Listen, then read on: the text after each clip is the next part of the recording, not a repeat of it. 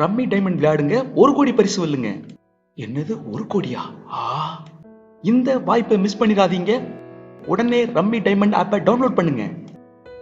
மாங்க உழைச்சி மாசம் 50,000 தான் சம்பளம் கிடைக்கும்.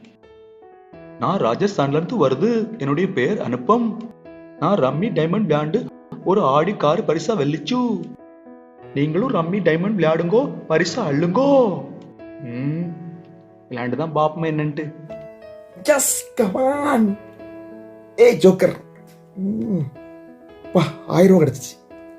எப்படியாவது 1 கோடி பரிசு வாங்கி நிறைய ஊழியம் செய்யணும். அம்மாவுக்கு நகை வாங்கி கொடுக்கணும், இடம் வாங்கி அப்படியே செட்டில் ஆயிடணும். இவன் வேற எந்த நேரத்தில் கூப்பிட்றான். அவ்வளோ சொல்கிறா, நாளைக்கு லீவுடா. போடா, மேனேஜர் சொல்லிடுறா நான் வரலன்ட்டு. அதெல்லாம் பார்த்துக்கலாம் விட்றா. ஓகேடா. நம்மளே 1 கோடி ஜெயிக்க போகிறோம். இதில் வேற வேலை அது இதுன்ட்டு போனா போட்டு வேலை. நேற்று நிறைய தோத்துட்டோம், விளையாண்டு ஜெயிக்கிறோம். சே, நம்ம நினைச்ச சீட்டு வரவே மாட்டேங்குது.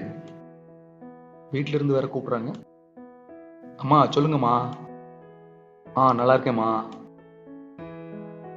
அம்மா, இந்த மாசம் பணம் கொஞ்சம் செலவாயிடுச்சு, அதனால அடுத்த மாசம் பணம் அனுப்புறேம்மா. சாப்பிட்டேம்மா. வேலையில தான் இருக்கேன். நான் பாத்துக்கிறேன். ஓகேம்மா. என்ன தோல்வி மேல தோல்வி வந்துட்டு இருக்கு, என்ன செய்யன்னு தெரியலையே. எல்லாம் போச்சு. அங்க கடன் வாங்கி இங்க கடன் வாங்கி எப்படி திரும்ப கட்ட போறோம்னு தெரியல. வேலையும் போச்சு. இனிமே நம்ம உயிரோடு இருந்தும் பிரோஜனம் இல்லை தான் நினைக்கிறேன்.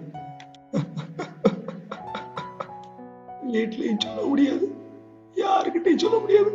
ஒரேடியா போயிட வேண்டியதான். இதுதான் நம்ம கதி. இனிமே இதுல இருந்து நம்ம மீண்டு வர முடியாது. அப்பா அம்மா என்ன மன்னிச்சுக்கோங்க, நான் தப்பு பண்ணிட்டேன்.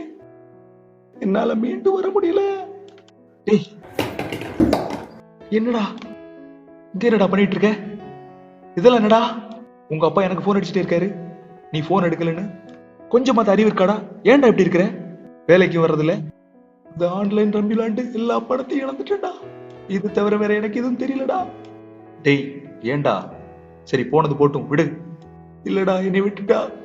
நான் போயிடுறேன். நான் வாழ தகுதி இல்லாதவன்டா, என்னை விட்டுட்டா. உன்னை நம்பி குடும்பம், எத்தனையோ உறவுகள் இருக்கு. எல்லாத்துக்கும் மேல கடவுள் உனக்கு ஒரு வாழ்க்கை வச்சிருக்காரு. அந்த வாழ்க்கையை சீரழிக்காத, என் கூட பேசாம வந்துரு. நான் உனக்கு ஒரு நல்ல வேலை வாங்கி தரேன். ஆனா திரும்ப இந்த பாவத்தை செய்யக்கூடாது. ஆண்டவர்கிட்ட மன்னிப்பு கேட்டு ஒழுங்கா வாழ கத்துக்க. வா போலாம்.